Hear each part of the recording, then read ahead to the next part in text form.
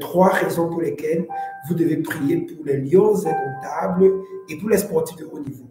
Trois raisons pour lesquelles vous devez prier pour les lions indomptables et pour les sportifs de haut niveau.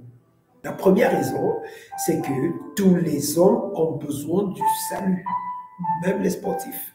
Première raison, tous les hommes ont besoin du salut, même les sportifs. Alors, allons-y dans 2 Timothée, dans 1 Timothée 2, les versets 1 à 5, et nous allons voir ce que la Bible nous dit à ce sujet. Nous voyons ici 2 choses. Au verset 1, l'apôtre Paul nous dit qu'il nous exhorte à faire des prières, des requêtes et des supplications pour tous les hommes. Et au verset 4, ici, il nous dit que le Seigneur veut que tous les hommes soient sauvés et parviennent à la connaissance de la vérité. C'est-à-dire, même les sportifs ont besoin du salut, ont besoin de rencontrer Jésus-Christ pour le salut de leur âme. C'est la première raison pour laquelle nous devons prier pour eux, prier pour les sportifs, parce qu'ils sont créatures de Dieu. La deuxième raison pour laquelle nous devons prier pour les lions indomptables et pour les sportifs de haut niveau, c'est que tous les dons et talents viennent de Dieu. Tous les talents viennent de Dieu.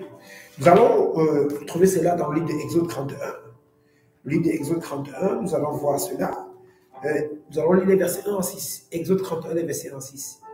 Mais le Seigneur dit lui-même qu'il a donné une intelligence, une capacité, des dons à certains enfants d'Israël pour faire un type de travail qui concerne l'art. Puisqu'ici, il s'agit de l'art. Il dit, je les donne une intelligence spéciale pour réaliser ces différentes œuvres d'art. Et le sport fait partie de l'art. Donc, tous les dons, quand vous avez, voyez, nous voyons des sportifs, tous les sportifs qui sont sur la terre ont reçu ce talent de Dieu dès leur naissance, ou je veux même dire avant leur naissance. Le diable n'a jamais capace quelqu'un. Le diable est un voleur.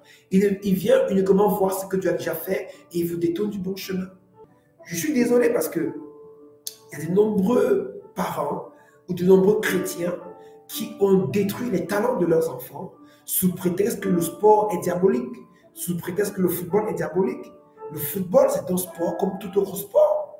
C'est un métier.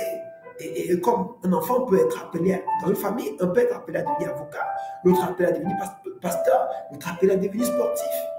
Et ça, c'est la vie de Dieu, c'est la prédestination. Et lorsque nous voyons nos talentueux lions indomptables, bien aimés dans le Seigneur, nous croyons que s'ils sont parvenus à ce niveau élevé du sport, c'est parce que le Seigneur, Dieu, les a choisis et les a mandatés. Il leur a donné ce talent avant qu'ils ne soient conçus dans le ventre de leur maman. Quand vous avez un talent, le talent est différent du don. Le talent, est-ce qu'il est inné? C'est ce que Dieu vous donne à la naissance. Et vous savez, votre talent, vous pouvez le mettre au service de Dieu ou le mettre au service de Satan. Ce programme de prière aussi nous amène à prier pour nos sportifs et pour notre nation, afin que l'ensemble des sportifs, des lions indomptables et de tous les hauts sportifs de notre pays puissent mettre leur talent au service de l'Éternel des armées. Alors la troisième raison, bien aimé, dans le Seigneur, c'est que, bien aimé, la conversion d'un sportif de haut niveau peut entraîner le salut de milliers d'âmes. Je veux même dire de millions d'âmes.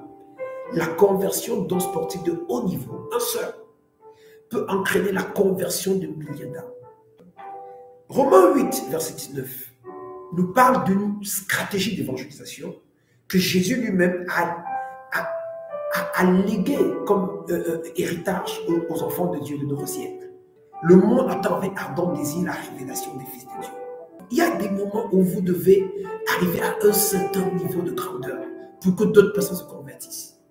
Il y a des personnes qui ne se convertiront que lorsqu'elles auront vu un ministre leur dire « Donnez votre vie à Jésus ». Lorsqu'elles auront vu un footballeur de haut niveau leur dire « Donnez votre vie à Jésus ». Lorsqu'elles auront vu une personne qu'elles idéalisent et autres leur dit « Moi, ma force vient de Jésus. Toi aussi, ta force, si tu viens à lui, il peut faire de toi ce qu'il a fait de moi aujourd'hui ». C'est la raison pour laquelle, frères et sœurs, Nous devons davantage prier pour la conversion des sportifs de haut niveau parce qu'ils peuvent avoir un incident très puissant dans le domaine de l'évangélisation. Il dit, allez prêcher la bonne nouvelle à toutes les nations.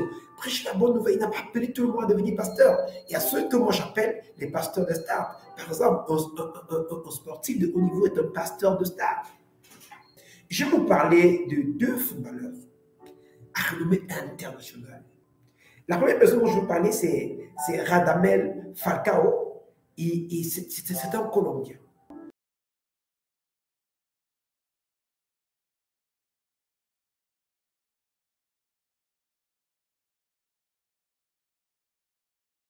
Ce footballeur est un enfant de Dieu. Il raconte l'histoire de sa conversion. Il dit qu'il avait une blessure et des frères, des amis chrétiens sont venus lui rendre visite et lui ont prêché l'évangile. Et c'est ainsi que le Seigneur l'a propulsé dans une carrière footballistique exceptionnelle. Et il ne cache pas, il ne manque pas de témoigner de sa foi chrétienne dans les stades. Il est rapporté que Falcao a organisé une émission, une réunion, rencontre où il avait 700 000 auditeurs. Et il a prêché l'évangile à ces 700 000 auditeurs. Frère, je prends le cas du Cameroun. Quel pasteur du Cameroun a rassemblé 700 000 personnes dans ce pays pour leur prêcher l'évangile? Mais imaginez-vous, n'est-ce pas, Falcao, à lui seul, a rassemblé 700 000 personnes pour leur parler. Il leur a donné son témoignage de conversion. Il leur a dit, il leur a invité à recevoir Jésus comme leur Seigneur, leur Sauveur et Seigneur personnel. Nous devons prier pour eux. Et sur sa page de Twitter, de Falcao, il est suivi par 17 millions de personnes. Et régulièrement, il poste des messages évangéliques pour leur dire, pour leur donner le témoin de sa foi chrétienne, et leur dire qu'il est quelqu'un qui vit la parole de Dieu. Il n'est pas, c'est pas un chrétien qui va à l'église ou bien qui fait du non, c'est un pratiquant de la parole de Dieu. C'est un vrai né de nouveau, un enfant de Dieu qui est vraiment converti et qui marche, qui obéit à la parole de Dieu. Et quand nous voyons le témoignage des personnes comme Falcao, nous comprenons que, bien aimé, vous pouvez jouer au football sans vous compromettre. Et je voudrais donc prier tous les parents qui nous écoutent à laisser nos enfants dans les maisons exprimer leur talent. Bien aimés, si nous avons compris cela, je vais vous exhorter à la maison aujourd'hui à nous rejoindre dans ce programme. Peut-être vous allez nous suivre de façon différée, mais rejoignez-nous dans ce programme de prière de l'équipe nationale afin que nous prions. Nous allons prier pour les joueurs, nous allons prier pour les entraîneurs, nous allons prier pour les encadreurs. Et eux aussi, ils ont besoin de savoir que l'Église prie pour eux.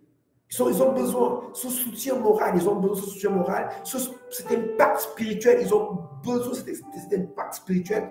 Parce que le texte de Timothée, que nous avons lu tout à l'heure, dit avant toute chose, commencez par la prière.